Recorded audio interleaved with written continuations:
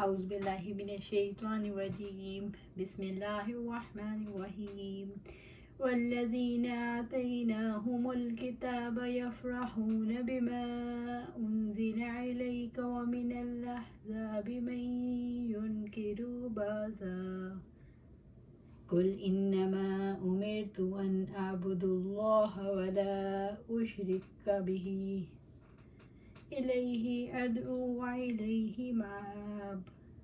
اور جن کو ہم نے اس سے پہلے کتاب دی تھی اور وہ اس پر خوش ہوتے ہیں جو آپ پر اتارا گیا ہے، اور ان گروہوں میں سے ایسے بھی ہیں جو اس کے بعد حصے کا انکار کرتے ہیں۔ آپ کہہ دیں مجھے تو یہی حکم دیا گیا ہے کہ میں اللہ تعالیٰ کی عبادت کروں اور اس کے ساتھ شریک نہ بناؤں، میں اس کی طرف دعوت دیتا ہوں اور اسی کی طرف میرا لوٹنا ہے۔ سورۃ الرعد آیا 36۔ والذین آتیناہم الکتاب، اور جن کو ہم نے اس سے پہلے کتاب دی تھی۔ رب العزت نے فرمایا جن لوگوں کو ہم نے کتاب اللہ یعنی قرآن مجید دی ہے، وہ اس کی تلاوت کا حق بھی ادا کرتے ہیں، اس کا علم بھی حاصل کرتے ہیں، اس کو سمجھتے ہیں، اس پر غور و فکر کرتے ہیں، اس کی معرفت رکھتے ہیں۔ رب العزت نے فرمایا جن لوگوں کو ہم نے کتاب دی وہ اسے پڑھتے ہیں جیسا کہ اسے پڑھنے کا حق ہے، وہی لوگ اس پر ایمان رکھتے ہیں۔ وہ رب ہے جس نے قرآن مجید نازل کیا، وہی جس کو چاہتا ہے اس کا فہم دیتا ہے، اس کی معرفت عطا کرتا ہے۔ عثمان بن عفان رضی اللہ تعالیٰ عنہ سے انہوں نے بیان کیا کہ آپ صلی اللہ علیہ وسلم نے فرمایا تم میں سب سے بہتر وہ ہے جو قرآن پڑھے اور پڑھائے۔ عائشہ رضی اللہ تعالیٰ عنہ نے بیان کیا کہ آپ صلی اللہ علیہ وآلہ وسلم نے فرمایا قرآن کا ماہر نیک بزرگ اور کاتب فرشتوں کے ساتھ ہوگا، اور جو شخص قرآن مجید پڑھتے ہوئے اٹکتا ہے، پڑھتے ہوئے اسے مشکل پیش آتی ہے، اس کے لیے دوہرا اجر ہے۔ وہ رات کو اسید بن حضیر نے بیان کیا کہ وہ رات کو سورۃ بقرہ پڑھ رہے تھے کہ ان کا گھوڑا پاس بندھا ہوا تھا، اتنے میں گھوڑا بھڑکنے لگا، چمکا، اسید خاموش ہو گئے، قرات چھوڑ دی تو گھوڑا بھی تھم گیا، پھر انہوں نے پڑھنا شروع کیا تو پھر گھوڑا چمکا، پھر چپ ہو گئے تو گھوڑا بھی ٹھہر گیا، پھر پڑھنا شروع کیا تو پھر گھوڑا بگڑا۔ جب تو انہوں نے اپنے لیے لڑکے یحییٰ کو سنبھالا، وہ گھوڑے کے قریب تھے، ڈرے کہ کہیں اس کو صدمہ نہ پہنچے، اپنے پاس گھسیٹ لیا اور آسمان کی طرف نگاہ کی، ایک چیز سائبان کی طرح دکھلائی دی، اسی کو دیکھتا رہا یہاں تک کہ وہ غائب ہو گئی، اوپر چڑھ گئی۔ صبح کو انہوں نے یہ قصہ آپ صلی اللہ علیہ وآلہ وسلم سے بیان کیا تو آپ صلی اللہ علیہ وسلم نے فرمایا اسید قرآن پڑھتا رہ، قرآن پڑھتا رہ، یہ جو تجھ پر گزرا بڑا عمدہ واقعہ ہے۔ اسید نے عرض کیا یا رسول اللہ صلی اللہ علیہ وسلم میں ڈر گیا کہیں گھوڑا یحییٰ کو کچل نہ ڈالے، وہ بالکل گھوڑے کے قریب پڑا تھا، اور سر اٹھا کر ادھر خیال کیا، پھر میں نے آسمان کی طرف دیکھا تو صاحبان کی طرح کچھ معلوم ہوا، اس میں جیسے چراغ روشن ہے، پھر میں باہر آ گیا یہاں تک کہ وہ نظر سے غائب ہو گیا۔ آپ صلی اللہ علیہ وسلم نے فرمایا اسید تو جانتا ہے یہ کیا تھا؟ انہوں نے کہا نہیں۔ تو آپ صلی اللہ علیہ وسلم نے فرمایا یہ فرشتے تھے جو تمہاری آواز سن کر قریب آ گئے تھے، اور اگر تو قرآن پڑھتا رہتا تو صبح کو ان فرشتوں کو دوسرے لوگ بھی دیکھ لیتے اور ان کی نظر سے غائب نہ ہوتے۔ سبحان اللہ۔ انس رضی اللہ تعالیٰ نے بیان کیا کہ رسول اللہ صلی اللہ علیہ وسلم نے فرمایا لوگوں میں سے کچھ افراد اللہ تعالیٰ کے بہت قریب ہیں۔ آپ صلی اللہ علیہ وسلم نے عرض کیا، انہیں صحابہ نے عرض کیا یا رسول اللہ وہ کون لوگ ہیں؟ تو آپ صلی اللہ علیہ وسلم نے فرمایا اہل قرآن والے اور اس کے خاص افراد ہیں۔ سبحان اللہ۔ اسی طرح آپ صلی اللہ علیہ وسلم نے فرمایا قرآن کریم کو اپنی آوازوں سے زینت بخشو، یفرحون بما انزل الیک، وہ اس پر خوش ہوتے ہیں جو آپ پر اتارا گیا، وہ اس لیے خوش ہوتے ہیں کہ وہ اپنے ایمان میں سچے ہیں۔ دوسری آسمانی کتابوں سے موافقت اور تصدیق پر وہ لوگ خوش ہوتے ہیں جو پہلے ایمان لائے، جو اہل کتاب میں سے ہیں۔ نبی صلی اللہ علیہ وسلم کے دور میں عبداللہ ابن سلام وغیرہ تھے جو رب العزت نے اس کتاب کے ملنے پر خوشی منانے کا حکم دیا۔ آپ کہتے ہیں یہ اللہ تعالیٰ کے فضل اور اس کی رحمت سے ہے، سو اس کے ساتھ تو لازم ہے کہ وہ خوش ہوں۔ وہ ان تمام چیزوں سے بہتر ہے جسے لوگ جمع کرتے ہیں۔ سورہ یونس آیا 58۔ وَمِنَ الْأَحْزَابِ مَن يُنْكِرُ بَعْضَهُ، اور ان گروہوں میں ایسے بھی ہیں جو اس کے بعض حصے کا انکار کرتے ہیں، جیسے اہل کتاب میں سے یہودی قرآن حکیم کے احکامات کے غالب حصے کا انکار کرتے تھے، وہ قصص کے ماں سوا کسی چیز کی تصدیق نہیں کرتے تھے۔ مشرکوں نے الرحمن کا انکار کیا اور کہا کوئی رحمان نہیں سوائے یمامہ کے رحمان کے، یعنی مسلمہ کذاب، اس پر اللہ تعالیٰ کی لعنت ہو۔ قل انما امرت، آپ کہہ دیں مجھے تو یہی حکم دیا گیا ہے۔ اللہ تعالیٰ نے نبی صلی اللہ علیہ وآلہ وسلم کو حکم دیا کہ آپ صلی اللہ علیہ وآلہ وسلم انہیں بتا دیں کہ مجھے حکم دیا گیا ہے کہ حقیقت یہ ہے کہ نبی حکم کا پابند ہوتا ہے۔ ان اعبد اللہ ولا اشرک بہ، میں اللہ کی عبادت کروں اور اس کے ساتھ کسی کو شریک نہ بناؤں، یعنی مجھے تو دین کو اللہ کے لیے خالص کرنے کا حکم دیا گیا ہے، اس لیے میں حکم عدولی نہیں کر سکتا۔ الیہ، اس کی طرف یعنی اللہ تعالیٰ کی طرف، ادعو، میں دعوت دیتا ہوں، میں لوگوں کو اللہ تعالیٰ پر ایمان، اس کی توحید کے اقرار اور اس کی اطاعت کا حکم دیتا ہوں، جیسا کہ رب العزت نے فرمایا آپ کہہ دیں اے اہل کتاب اس کلمے کی طرف آؤ جو ہمارے درمیان اور تمہارے درمیان برابر ہے، یہ کہ ہم اللہ تعالیٰ کے سوا کسی کی عبادت نہ کریں اور اس کے ساتھ کسی کو شریک نہ ٹھہرائیں، اور ہم اللہ تعالیٰ کے سوا ایک دوسرے کو بھی رب نہ بنائیں۔ پھر اگر وہ منہ موڑیں تو آپ کہہ دیں کہ تم گواہ ہو جاؤ، بلا شبہ ہم مسلمان ہیں۔ سورۃ آل عمران آیا 64۔ وَإِلَيْهِ مَآبِ، اور اس کی طرف میرا لوٹنا ہے، اسی کی طرف میرا رجوع، میرا ٹھکانہ ہے، وہ مجھے جزا دے گا۔ دین کو اس کے لیے خالص کرنے کی، اس کے دین کی طرف دعوت دینے کی، مجھے تو جو حکم دیا گیا ہے میں اس کی تعمیل کروں گا اور اس کی جزا کی امید اپنے رب سے باندھوں گا۔ وَكَذَلِكَ أَنزَلْنَاهُ حُكْمًا عَرَبِيًّا وَلَئِنِ اتَّبَعْتَ أَهْوَاءَهُمْ بَعْدَ مَا جَاءَكَ مِنَ الْعِلْمِ مَا لَكَ مِنَ اللَّهِ مِنْ وَلِيٍّ وَلَا وَاقٍ، اور اس طرح ہم نے اس کو ایک عربی فرمان بنا کر آپ پر نازل کیا، اور یقیناً اگر اپنے پاس علم آ جانے کے بعد بھی آپ نے ان کی خواہش کی پیروی کی تو اللہ تعالیٰ کے مقابلے میں آپ کے لیے نہ کوئی دوست ہوگا اور نہ کوئی بچانے والا۔ سورۃ الرعد آیا 37۔ وَكَذَلِكَ أَنزَلْنَاهُ، اور اسی طرح ہم نے اس کو نازل کیا ہے، یعنی ہم نے جیسے پہلے نبی اور پہلی کتابیں بھیجی اسی طرح آپ کو بھی نبی بنا کر بھیجا اور آپ صلی اللہ علیہ وآلہ وسلم پر قرآن اتارا۔ حکمًا عربیہ، عربی فرمان بنا کر، یعنی اس قرآن کو اللہ تعالیٰ نے عربی فرمان بنا کر بھیجا۔ یہ قرآن عربی زبان میں ہے جو فصاحت و بلاغت اور وضاحت میں اپنی ثانی نہیں رکھتا۔ اس قرآن کو محکم بنا کر اس لیے نازل کیا گیا تاکہ اس میں کوئی شک کی گنجائش نہ رہے اور لوگ اس کی اتباع کریں اور اس کے خلاف نہ چلیں۔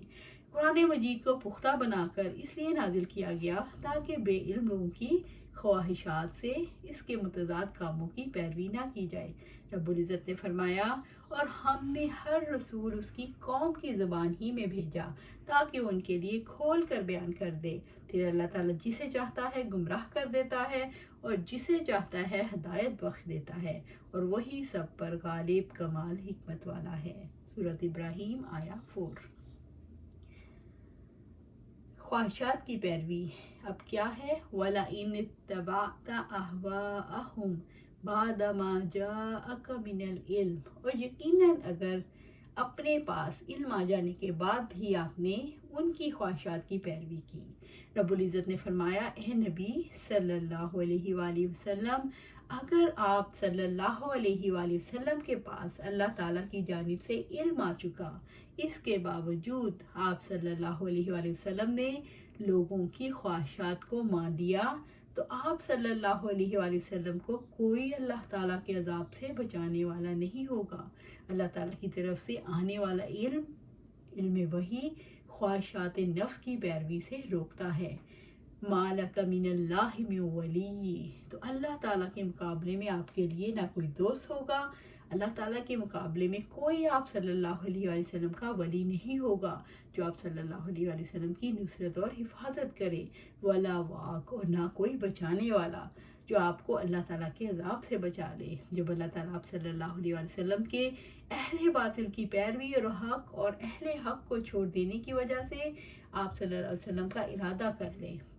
اس آیت میں عالموں کو بڑا بھاری ڈراوا ہے کہ علم کے باوجود نبی کی سنت کر چھوڑ کر گمراہوں کی راہ اختیار کر رہے ہیں۔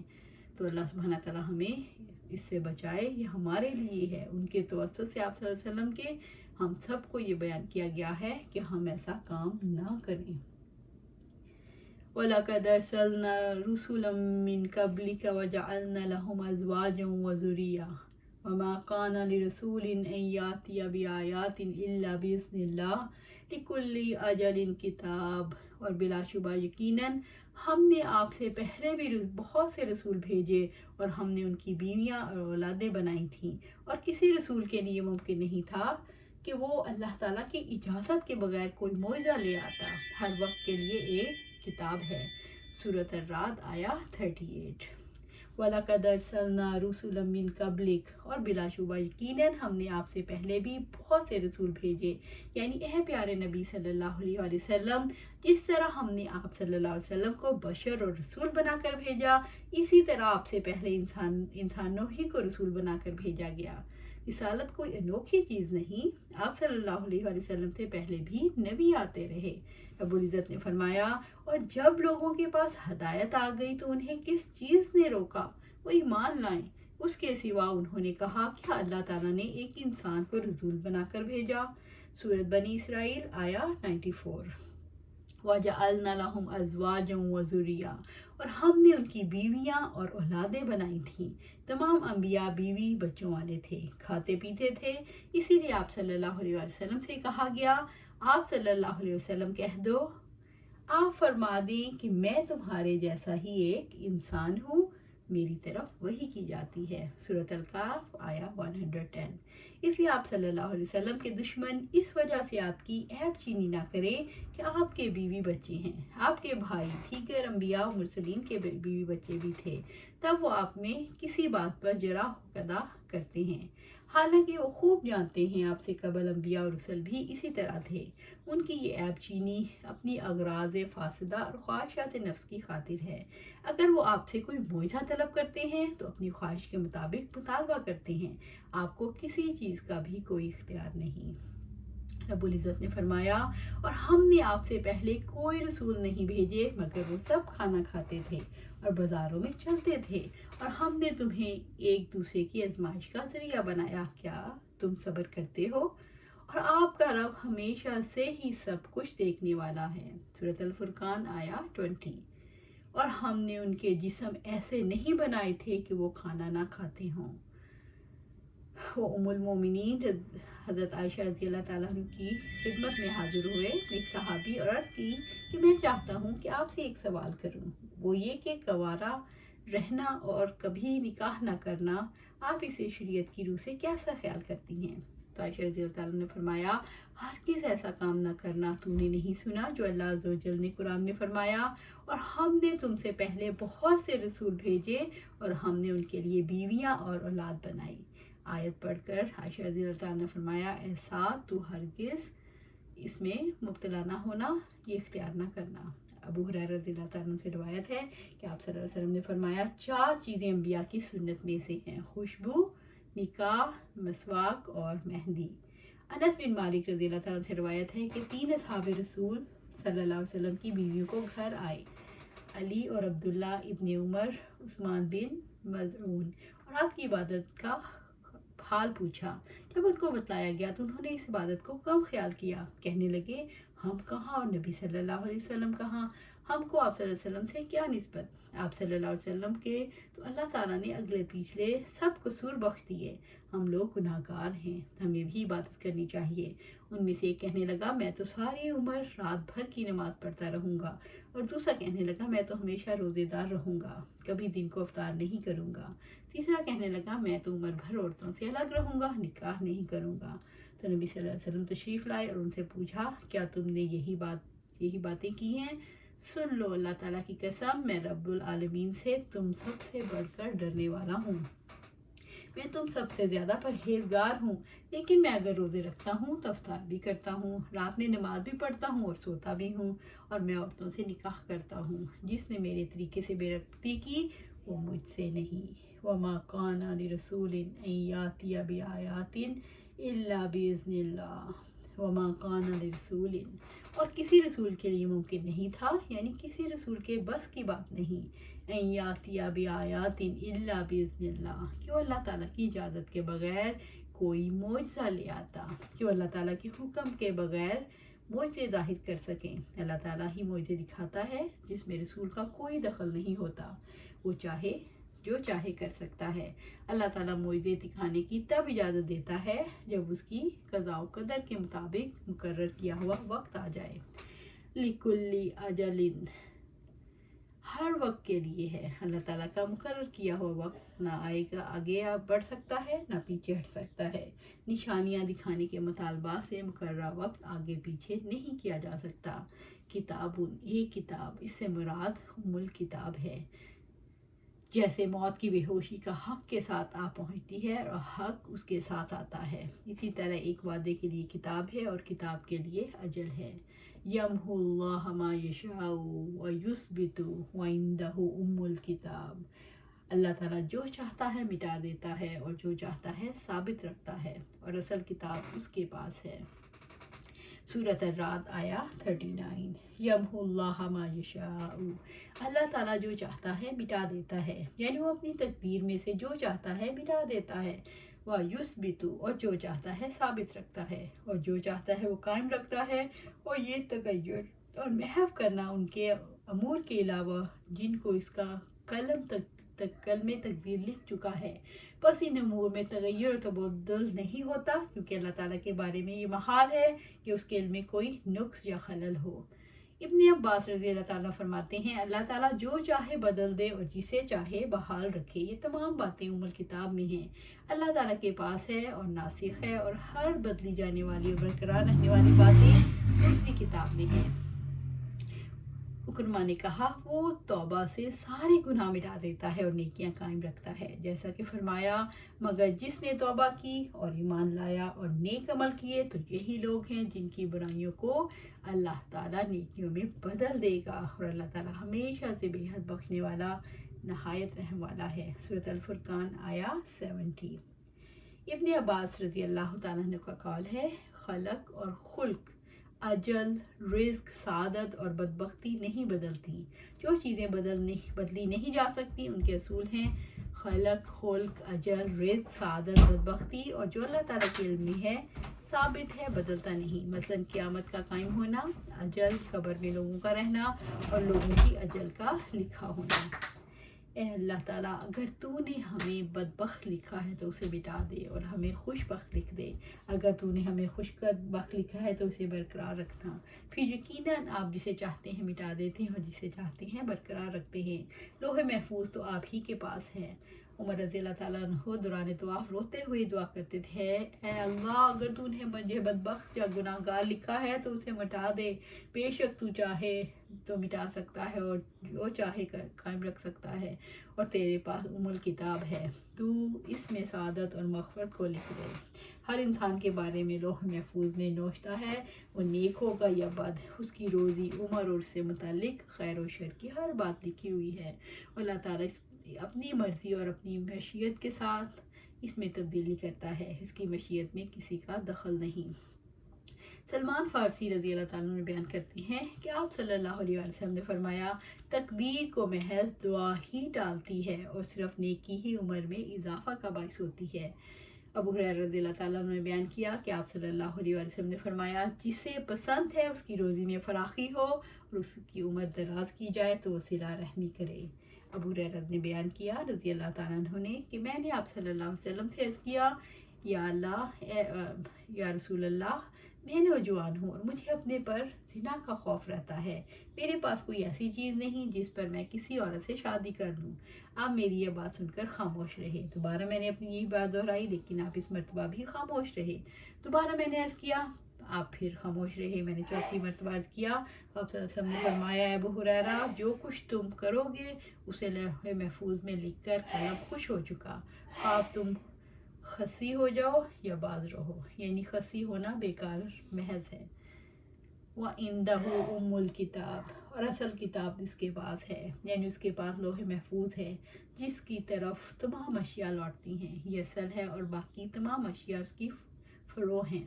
پس تغیر و تبدل فروع میں واقع ہوتا ہے، مثلا روز و شب کے اعمال جن کو فرشتے لکھ لیتے ہیں، ان کے اعمال کو قائم رکھنے کے لیے اللہ تعالیٰ اسباب فراہم کرتا ہے، ان کو محو کرنے کے لیے بھی اسباب مہیا کرتا ہے، اور یہ اسباب اس تقدیر میں ہیں جو لوح محفوظ میں لکھی ہوئی ہے۔